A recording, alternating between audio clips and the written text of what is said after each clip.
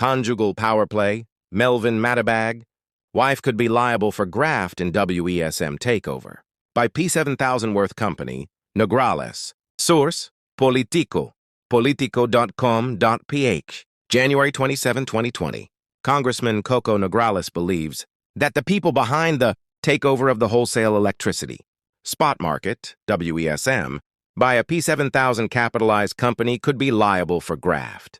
Nograles was referring to Melvin Matibag, President CEO of the DOE's National Transmission Corp, and his wife, Ma.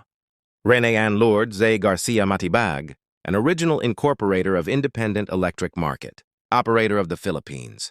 AMOP, which replaced the state-owned Philippine Electricity Market Corp, PEMC, as WESM operator in September 2018. In his January 24th column in Philippine Star, corruption watcher Jarius Bondoc, who was the first to report the scam, revealed that aside from Matibag's wife, 2 other PEMC officials were involved in the Sweetheart deal.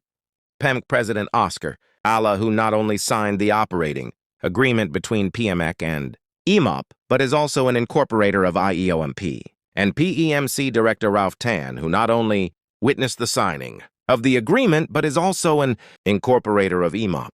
Bondoc noted the palpable conflict of interest in this transaction, as PEMC was under the supervision of Matibag's Transco. In his radio show, Bondoc asked what charges could be filed in this conjugal takeover.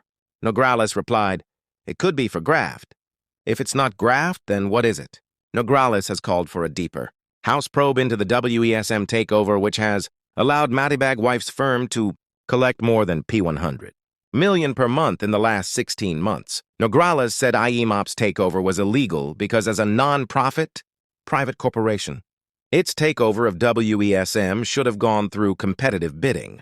It sounds like the contract is void from the very beginning because it has no legal standing. Kalokohan ito, said Nograles. Nograles said IEMOP did not pass the 3 basic requirements of a WESM operator under the rules of the Electric Power Industry Reform Act, APIRA. 1. IEMOP is not financially capable. Nograles said it only has P7000 in paid-in capital, which was not even enough to put up a Xiaomi kiosk.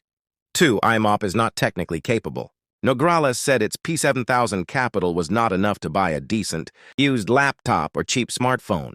3. IEMOP does not have a at least 2-year track record of running an electricity market.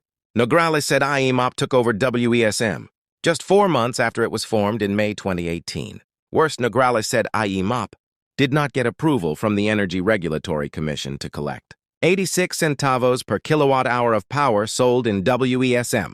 This is worse than the COPPA investment scam, which promised only P20,000 gain from a 5,000 investment in 6 months, said Nograles.